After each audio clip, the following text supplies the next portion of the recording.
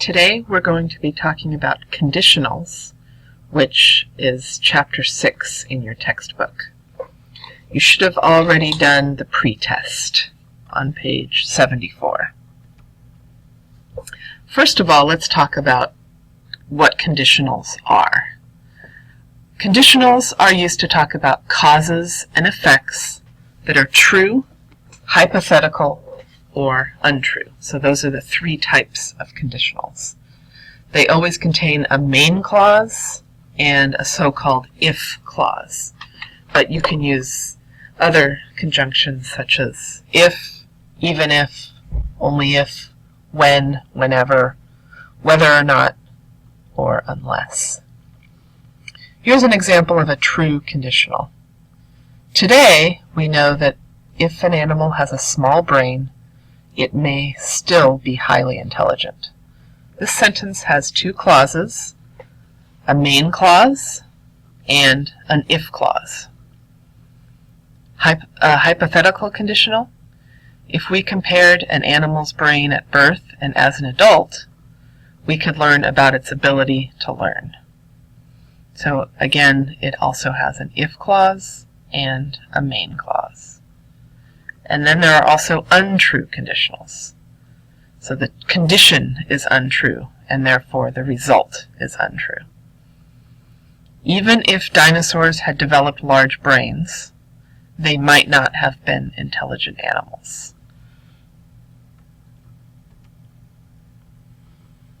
So this is on the chart on page 76 to 77. The next few slides are just a summary of those charts.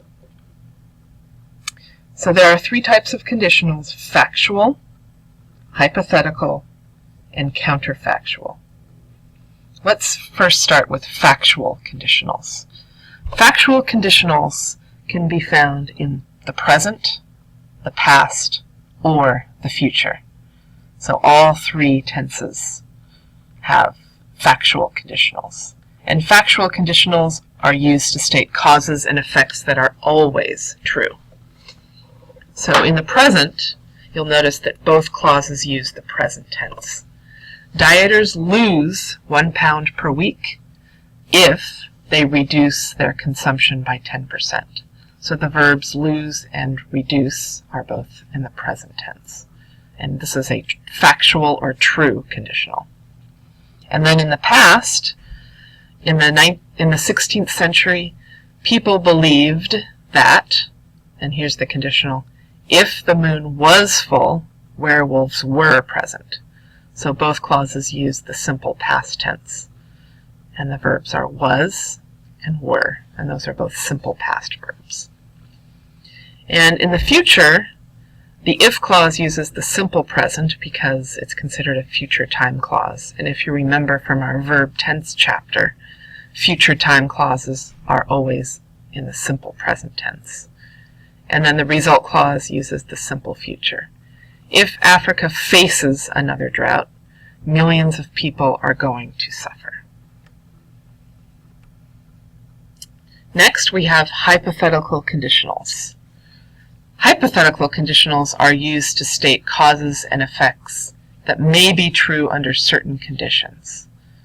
And these conditions are stated in the if clause. Hypothetical conditionals are only found in the present and the future, not the past.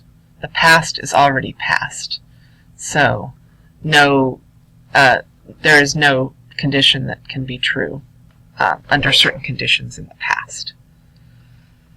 So in the present, if the college had the funding, it would build a new library. So if the condition exists that the college has the funding, it may or may not exist, it would build a new library. So the if clause uses the simple past. I know it looks like the simple past, but it's actually the present, the hypothetical present. And the result clause uses would plus base verb. Then, in the future, if the college were to have the funding, so if that funding came about in the future, it would build a new library. So the if clause uses were and the infinitive, and the result clause uses would and base verb. Okay, so these are hypothetical conditionals. And then we have counterfactual conditionals. Counterfactual conditionals are used to state causes and effects that are untrue. In other words, the condition is not true, so the result cannot be true. So we have counterfactual conditionals in the present and the past, but not in the future, because the future has not occurred yet. So we still have hope that the condition could be true or not true. So a counterfactual conditional in the present: if Martin Luther King were alive today, he would still be the leader of the civil rights movement. Martin Luther King is not alive, he's dead. But this is it. So this is an untrue conditional, counterfactual conditional.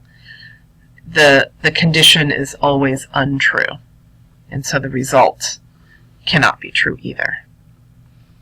So the if clause uses the simple past, and you need to use were for the verb to be in any form, with any subject. And the result clause is in the would plus base verb form. Then in the past, again, you state an untrue condition, and so the result cannot be true. If the U.S. had not fought the Civil War, the northern and southern U.S. would have become separate countries. The if clause uses the past perfect, and the result clause uses would plus have and past participle. So if the U.S. had not fought the Civil War, the U.S. did fight the Civil War, so this is an untrue condition. The northern and southern U.S. would have become separate countries. They're not separate countries. So both the condition and the result are untrue. So at this point, please pause the video and do self-check 1 on pages 77 to 78. Please pause the video now. And here are the answers to self-check 1. It might also help you to think about what types of conditionals each sentence uses, each correct sentence uses. So you can look back on pages 76 to 77 at the different types of conditionals as a reference. So next we're going to talk about using conditionals, and more specifically ways to change conditionals. So first off, with factual conditionals, you don't always have to use the subordinating conjunction if. So for example, if you wanted to change a factual conditional in the present and use a slightly different form, you could use the subordinating conjunction unless. So dieters don't lose weight unless they reduce their consumption by 10%. In the past, you could use when, or unless as possible, or whenever. So in the 16th century, people believed that when the moon was full, werewolves were present. And you can also use whenever. So for example, whenever Africa faces another drought, millions of people are going to suffer. So you can use any of those subordinating conjunctions in any tense. They're not specific to those tenses. You could also weaken the certainty of factual conditionals by using modals such as may, might, should, could, and so on. So in the present, for example, dieters may lose weight. They won't absolutely lose weight, but they may lose weight if they reduce their consumption by 10%. It's not a fact. They may lose weight. In the past, in the 16th century, people believed that if the moon was full, werewolves might be present, rather than they are absolutely present every time the moon was full. And in the future, if Africa should face another drought, millions of people are going to suffer. So you can use modals to weaken the certainty in factual conditionals.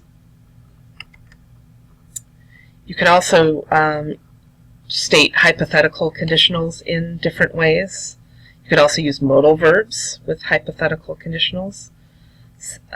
Might, could, happen to, should. So in the present, if the college had the funding, it might build a new library. Or it might do something else. It might build new classrooms, it might build a parking garage, or it might build a new library. And in the future, if the college were to have the funding, it could build a new library. Or you can use a different modal verb in the if clause. So the ones above were for the result clause. These are for the if clause. If the college happened to have the funding, it would build a new library. Or in the future, if the college should have the funding, it would build a new library. So those are ways to use modal verbs with hypothetical conditionals. And then with hypothetical conditionals, you can also omit the subordinating conjunction if, and then invert the word order. So the original sentence was, if the college were to have the funding, it would build a new library. You could get rid of if, and then invert the subject and the verb, and have, were the college to have the funding, it would build a new library.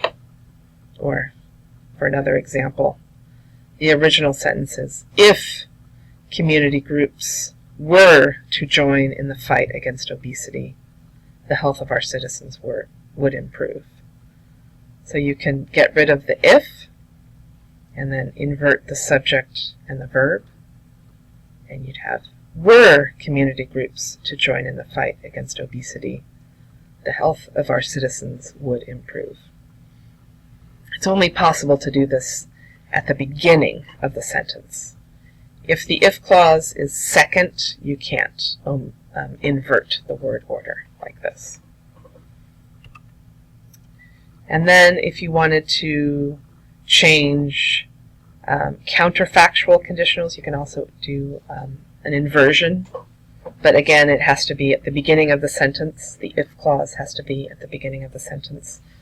So the original sentence for the first one would be, if Martin Luther King were alive today, he would still be the leader of the civil rights movement.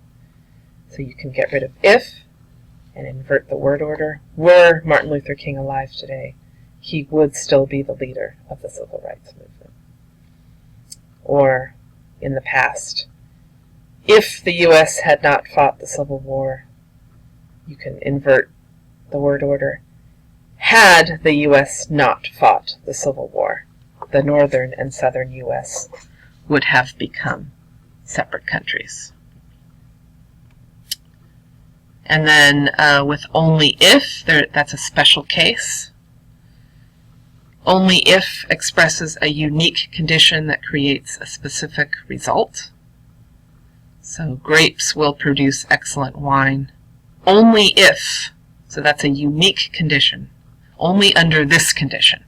Only if the soil they grow in is rich in minerals. But if you put only if, the only if clause first, you would invert the word order in the second clause. So only if the soil grapes grow in is rich in minerals, will they produce excellent wine. So instead of they will produce excellent wine, you invert the subject and the verb there. Will they produce excellent wine? So if only if occurs first, the auxiliary verb and the subject in the result clause invert. So in the case of this sentence, the auxiliary verb is will, and the subject is they, and they changed positions. So at this point, please pause the video and do the self-check exercise on page 80 to 81. Please pause the video now. And here are the answers to self-check 2.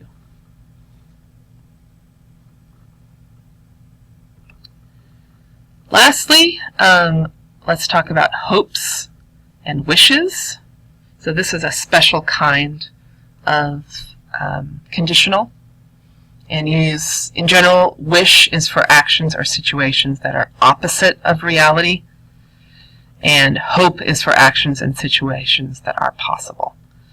So you'll notice below in the sentences that after the hope sentences, I've put the word factual.